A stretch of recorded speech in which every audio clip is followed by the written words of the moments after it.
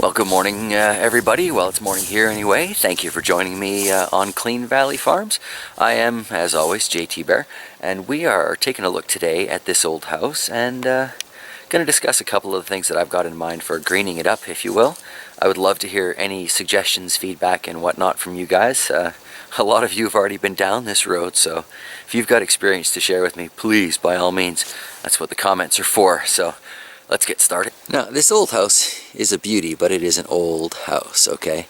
On the left and on the right, we have two additions, and the main house is that centerpiece. I think I'm going to have to change angles here. We got some serious glare going on. Not quite sure what the insulation is like inside there, but there's none in that little brown portion, and it feels like there's very little in that addition. Feels like there's very little in that addition. So I'm thinking maybe check under there, throw some rigid on there, or throw some rigid insulation in there, and it's bound to make marked improvement.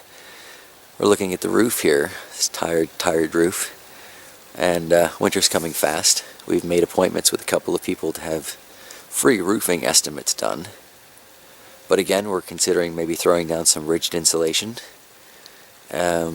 except, you know, on top here, maybe metal roofing. Lasts a lot longer, it's supposed to be a lot better for safety of drinking water, for rain capture and all that stuff.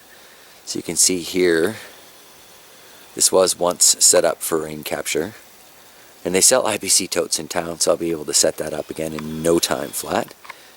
But there's not much point off of that nasty old asphalt roof. So insulation and insulation right there, right? That's a big step towards greening this place up.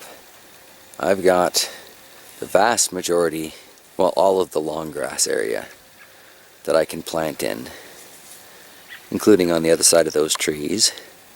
So I think a lot of these are probably going to come down, but we want to spend the first winter with them and find out if they're necessary or decorative. I don't imagine there's going to be a lot of wind coming from the neighbor's house. I suspect most of it comes from the north here, hence the windbreak trees, the no window building. But there should be a lot of room for us to put in apple trees, pear trees, plums, cherries. I'm not quite sure what else will grow in zone 2, so if anybody's got some suggestions there, I'm all ears. Now, greening up this property in general shouldn't be too hard. The house is solid built, so it just needs insulation. There is no gas line running to this house, so everything is run off electricity. Which basically means if I can get some sort of alternative energy source going, I can start producing my own electricity. And when you're producing your own clean power, that's just a lot more sustainable than requiring it from the dam or from the coal chambers or wherever it comes from out here. I don't know what Manitoba does to source its electricity, but if I can do it off a wind tower in my backyard, that's my plan. This is a pretty sizable tower, and it's pretty much always got a gentle breeze going on up there.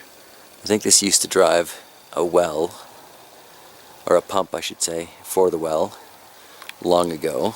So here's the bottom of the tower, and here's the brickwork that I found underneath some of the weeds. Still haven't finished up here, but there's a lot to do. I'm thinking definitely well pump, cistern, and the house was probably right about there.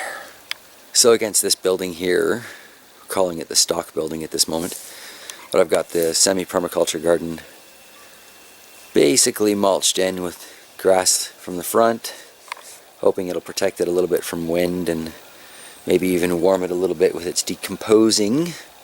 Give me some good compost for in there. But I'm thinking to add a greenhouse structure to the front of this windowless building and keep the fish inside. Because the way I see it, no matter what, this is going to stay warmer than that little polytunnel greenhouse that I had did.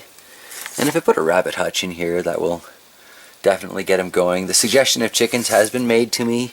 I have asked about it. There's a noise concern, so I'm going with silent livestock at the moment. So I'm looking into trout, probably May from what I've found so far, but possibly sooner than that if I can find somebody willing to help me out. Looking into rabbits, and I have found those within 3 or 4 hours drive. Some Flemish and some New Zealand and some Californians. So I'd love to hear people's opinions on the best meat bunnies to raise. I guess they're meat and heat bunnies. But anyway, so you know, that's meat production. That greens up the property a little bit. With the greenhouse off to the front of here, that'll be veg production. More sustainable, greens up the property a bit.